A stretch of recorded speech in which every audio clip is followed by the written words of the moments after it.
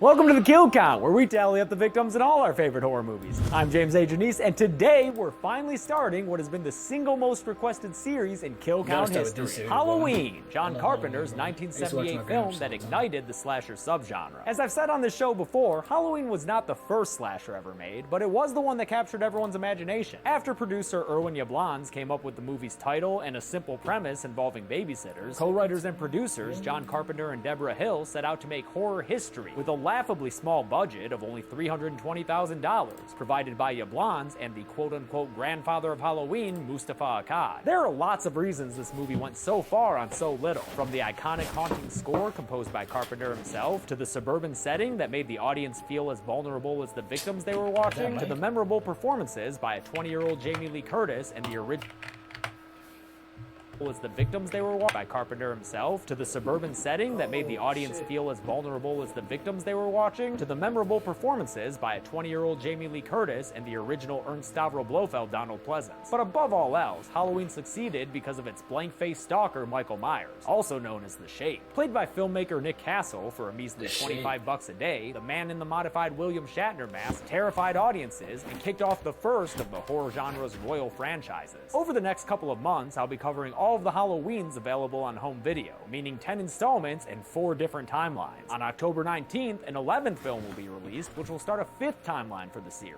But we'll have to wait for the Blu-ray for it to be on the Kill Count. Don't worry though, even without that latest installment, we're in for a crazy ride. I'll guide you through the franchise as Sam Loomis becomes a shrieking madman, as Michael's origin becomes tied up in the occult, and all the times that the series tries to reinvent itself, whether that's as a couple of hip millennial horror comedies, a low-class white trash hellbilly saga, or a Irish toy maker selling deadly Halloween masks. But before we get into all that, we gotta go back to Haddonfield, Illinois and count the kills that started it all.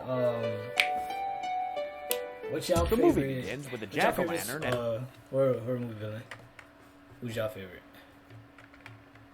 I think I got title card. Right away, even the opening credits are iconic, Yeah, since they're for backed it. by Yeah, that dope-ass Halloween theme, and because when it zooms in on the pumpkin's eye and nose, it looks like Michael himself holding a knife. Cool! After that, we're in Haddonfield, Illinois, on Halloween night 1963, in a first-person POV shot similar to the one that opened Black Christmas. The POV shots in Halloween were done with the recently invented Steadicam technology by cinematographer Dean Cundy, who would go on to shoot blockbusters such as the Back to the Future trilogy and Jurassic Frickin' Park. We watch as our audience surrogate peeps in on a couple making out before they head upstairs for more heavy petting. After a stop at the kitchen drawer where Deborah Hill's hand grabs a butcher knife, the first-person view sees the dude putting his shirt back on and leaving the house. It's only been a minute, dude. Was that one of those never happens to me situations? The camera heads upstairs and grabs a clown mask from the floor, obfuscating our view as it walks into the very open bedroom of the topless Judith Myers. Girl, topless hairbrushing is the best, I'm sure, but maybe close the door for it, or else you risk this happening. Yep, this is Michael Myers' first kill, his older sister Judith, and he's such a noob that how strong was bro? That like she couldn't just like choke slam that nigga. You feel me? Like scoop slam Batista bomb that nigga. He must have been a strong jet. I don't know. Maybe I'm thinking too much into it. murder that he has to keep checking his stabbing form while he kills her. You're doing fine, Mikey, don't worry. When he's done, Judith is left as a topless bloody corpse lying on her bedroom floor. Michael heads back downstairs and out of the house right as his parents pull up. The extended first-person shot finally ends when they demask him and then just kind of stand there for an awkwardly long time without saying anything or emoting as the camera pulls away. Classic cold open though. Jump to Smith's Grove in the same state, now 15 years later on Halloween Eve. 'Twas a dark and stormy night when Dr. Sam Loomis, played by the masterful Donald Pleasance, joined chain-smoking nurse Marion Chambers to go to the Smith's Grove Sanitarium. They're going to pick up Michael Myers, who Loomis keeps referring to as an it, and transfer him to another facility. But things take a turn for the creepy when they see that the Smith's Grove inmates are out and about, getting all wet. Instead of being concerned about them catching hypothermia like a real doctor would, Loomis presses forward and hops out to open the hospital gate. That's when Michael Myers hops on top of Marion's car and grabs her by the face, tormenting her until she flees from her vehicle that he promptly Grand Theft Autos. Michael must have been top of the class in the Smiths Grove driver's ed program. The next day, back in Haddonfield, we meet Laurie Strode, a modestly dressed high schooler played by Jamie Lee Curtis. Her Halloween night plans involve babysitting this little kid Tommy Doyle, who's all sorts of scared of the abandoned Myers house. Laurie has a key to the place because her dad's a local realtor, but as she leaves it under the mat, she doesn't notice that she's being watched by a shape inside, and a shape outside. Must be one of those interior-exterior shapes. The shape continues its voyeuristic tendencies when Laurie's in school, staring at her from behind Nurse Chambers' car parked across the street. But while Laurie's busy being an SMRT smart girl, he vanishes into thin air. Which way did he go, Laurie? Which way did he go? In Smiths Grove, Dr. Terrence Wynn, a colleague of Loomis's, blames the small doctor for Michael's escape and says it's unlikely that Myers is headed to Haddonfield, 150 miles away. For God's sakes, he can't drive a car. He was doing very well last night. Maybe someone around here gave him lessons. On his way to Haddonfield, Loomis stops at a payphone to warn the Haddonfield police, and that's where he notices a truck on the side of the road. He finds evidence that Michael was there, but runs off before seeing our second body on the kill count, this poor truck driver who Michael apparently killed and stripped for that classic blue jumpsuit. Damn, man, stealing cars and clothes? Michael's just as much a thief as he is a murderer. Laurie walks home with her cheerleader friend Linda, played by PJ Souls, who's totally got a problem saying totally all the fucking time. Totally. They're joined by Annie Brackett, played by Nancy Kyes, whose credited stage name was, interestingly enough, Nancy Loomis. Michael Myers rolls by in his station wagon at a nice slow stalkery pace, but that doesn't stop Annie, the sheriff's daughter, from playing citizen cop. Hey, jerk! Speed kills! Michael stops his car threateningly, but after a pregnant pause, just keeps on driving. He catches back up with them later on the walk home when he's standing behind a bush staring at Laurie and Annie. But when Annie goes to confront him, he's disappeared once again. Michael does that a lot. He does it some more after Laurie gets home to her room decorated with smart person stuff. She sees him outside by the clothesline, then somehow, without her gaze ever breaking, he just disappears. That one doesn't make any sense to me, but okay, we get it. He's a creepy stalker. Meanwhile, Dr. Loomis arrives in Haddonfield and goes to the cemetery, only to find that Judith Myers' gravestone has been removed, straight plucked from the ground. She came home. Later that day, Laurie gets picked up by Andy, and they're having such a good time smoking a doob and listening to Blue Oyster Cult that they don't notice Mike. I might go like, you gotta get the blicky. You feel me? You gotta get the blick. Cause either you're schizophrenic or you're seeing somebody. Tailing them in the Myers mobile. He gives them some space when they pull over to talk to Annie's dad, Sheriff Brackett, who's checking out a hardware store burglary that sounds like a very specific hit. All they took was some Halloween mask, rope, and a couple of knives. Wait, why did that hardware store have Halloween masks? Somehow Papa Brackett doesn't smell that dank weed in the car, so he waves the girls goodbye, right before Loomis shows up and introduces himself. Psst, Loomis, look behind you, dude. The shape you want is right behind you. Night comes and Sheriff Brackett takes Loomis to the Myers house, where it all went down 15 years ago. They find a dead dog off screen, the first of many, many pooches that Michael Myers will kill throughout the series. He got hungry.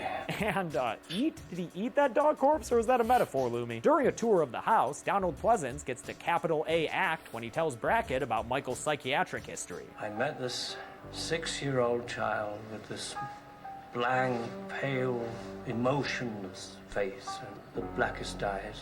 The devil's eyes. Yeah, some good acting. Now that it's nighttime, the teens of Haddonfield are out to make some babysitting bucks. Michael silently observes Annie as she gets to the house she's watching over, the Wallace family home, while just across the street at Tommy Doyle's house, Laurie is already nice and cozy, shitting all over Tommy's taste in comic books. Annie calls Laurie to tell her that she's arranged a date with our virginal final girl with the dude she's into named Ben Tramer. Pretty much every scene with Laurie and her friends involves them telling her she needs to get laid, but I wanted to mention this combo in particular just because Ben Tramer comes back in a hilarious way next movie. Tommy looks out the window and sees the shape standing outside the Wallace home, but when he gets Laurie to look, Mike's pulled his disappearing act again. Turns out he's gone around back to watch Annie take her shirt off after she spilled some butter on it. While he's peeping in, the Wallace family dog Lester comes across him and starts growling. Michael makes short work of the poor canine and kills him, but in case you're new here, I only put humanoids on the kill count. Sorry, Lester. Annie gets a call from her boyfriend Paul saying that his parents are gone and that it's bone o'clock, so she takes little Lindsay Wallace across the street to drop her off with Laurie and Tommy. The kids immediately get to watching The Thing from Another World, a fun inclusion in hindsight since Carpenter would go on to make his own version of The Thing just 4 years later, which is still the best horror movie ever made. Come at me. Laurie agrees to watch over Andy's charge while Andy takes a visit to Pound Town. The old Girl Scout comes through again. Annie never gets to fulfill her teenage desires though, because after she gets in the car to go pick up El Jerko, she's attacked by Michael Myers from the back seat. He strangles her in a lengthy silent scene with no noise except for his heavy breathing and the sounds of of her struggle, until she finally starts blaring the car horn in an effort to attract some help. That's when Michael cuts the kill short with a butcher knife, slitting her throat as Annie Brackett becomes the third member of our kill count. Michael may be good at killing discreetly, but he's got to work on his body disposal, since Tommy sees him from the window carrying that corpse under a bright porch light. Props for being able to open that door with no hands though, Mikey. You'd be great at one of those grocery delivery service jobs. In case you were having some unpleasant withdrawals from a lack of Loomis, we get a fun little scene wherein he scares some kids that had bullied Tommy earlier. They're outside the Myers house, daring each other to go touch it like friggin' Boo Radley lives there, when Loomis overhears their names and fucks with them. Hey, Lonnie, get your ass away from there. Loomis is kind of a dick to kids. I love it. But sorry, back to horny teenagers. Linda and her boyfriend Bob roll up to the Wallace house so they can bang there while Annie keeps little Lindsay distracted. Of course, neither Annie nor Lindsay are home right now. It's totally dark. So they're content to just make out on a stranger's couch, way too distracted to see the shape standing mere feet away watching them. Later on, they call up Lori, who tells them that little Lindsay is gone for the night, so they escalate their debasement of the Wallace home to full-on fucking in the parents' bed. Also, is that a real pumpkin jack-o'-lantern on the nightstand? Who does that? They have an unusually short sex session, after which Linda is totally lying when she says it was fantastic, and then she sends Bob off to get her a beer. As he leaves, he breaks one of Randy Meeks' cardinal rules for surviving a horror movie.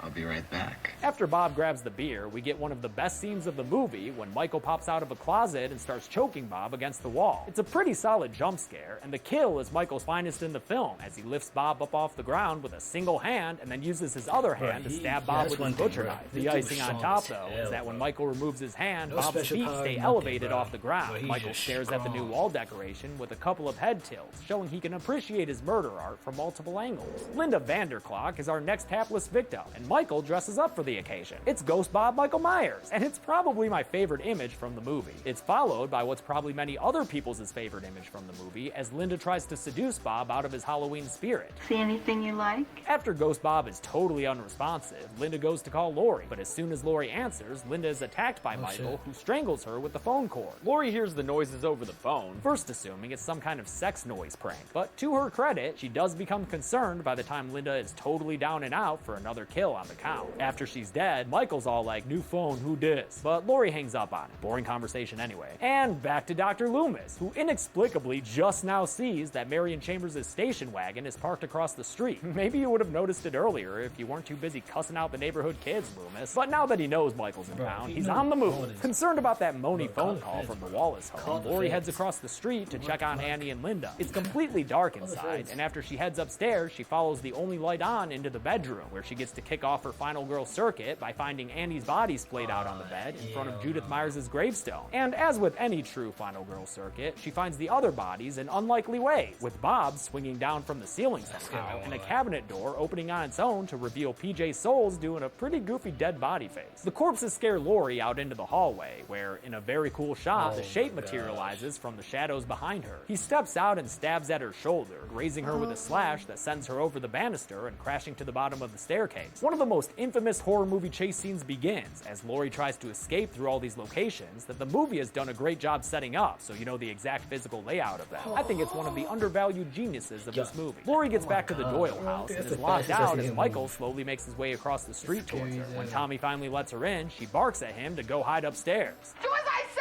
Hurry! With the lights off and the phone line dead, Lori hunkers down and grabs a knitting needle. Michael appears behind her, having come through the window, but when he misses an easy strike with his knife, she's able to stab him in the neck with the needle, which gets him down to the ground. But Lori's a Gen 1 final girl who doesn't know the way this shit works, so she assumes that a single stab has put her tormentor out of business for good. She goes upstairs to tell the kids that it's over and that she killed him, but Tommy knows better. You can't kill the boogeyman. Tommy's right. Michael's back, baby! Lori ushers the kids into one room and goes into another, where she hides in the closet. Michael follows, and we get another classic scene as he violently shakes the closet door for a while before punching through it and turning on the light. It's a good thing Lori never listened to her mommy dearest, though, and has a wire hanger at her disposal, which she turns into a weapon and then uses to stab Michael Myers right in the eye. Michael drops his knife, and she presses on with the attack, stabbing him in the chest with it. This knocks him out again and gives Lori another false sense of security as she leaves the comfort of the closet. Once again, she consults the children and tells them to go down the street to a neighbor's house and call the police. After she sends them off, she sits there catching her breath and doesn't notice when behind her, Michael single-handedly pioneers. Even if he's down, bro, I'm still out of there. You feel what I'm saying? Like, I am out of there. You got to continue on with that shit. Like, finish the job, bro. Here's a new workout program, Horror Killer Abs. Get that six-pack in 10 movies or less, one sit-up at a time. The kids run out the front door screaming bloody murder, and since Loomis happens to be walking by, he puts 2 and 2 together and heads towards the house. Good thing, too, since Michael has made his way over to Laurie and starts strangling her with his bare hands. Right as Loomis runs upstairs, Laurie pulls off Michael's mask, giving us a fleeting glimpse of the very plain-looking face of evil in a shot where Michael was played by a dude named Tony Moran. Loomis fires his gun at Michael, then follows through and shoots him 5 more damn times with his gun, sending the spree killer out onto the back balcony and over the railing, where he lies on the ground in defeat. After the gun smoke is cleared, Laurie gets a debriefing from Loomis. What's the boogeyman? As a matter of fact, it was. Michael's boogeyman credentials are sealed when Loomis looks outside to find that Michael Myers is missing. The bastard somehow survived and is free to kill once more. The movie ends expertly with a montage of all the locations we've seen, as Michael's heavy breathing grows louder and louder, suggesting that nowhere in Haddonfield is safe from the shape. It's a good thing Michael brushed himself off to kill again, because his initial body count is pretty weak. Here, I'll show you at the numbers.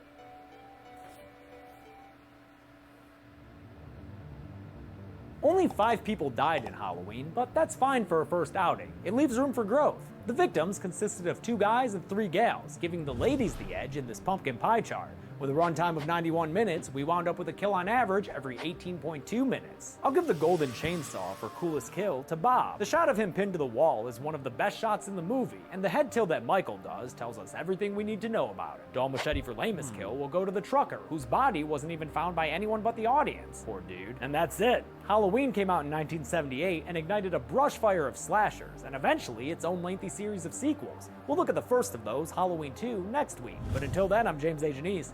This has been the Kill Count. Thanks a lot for watching this week's Kill Count. I want to thank a couple of patrons like Stephen William Swanberg.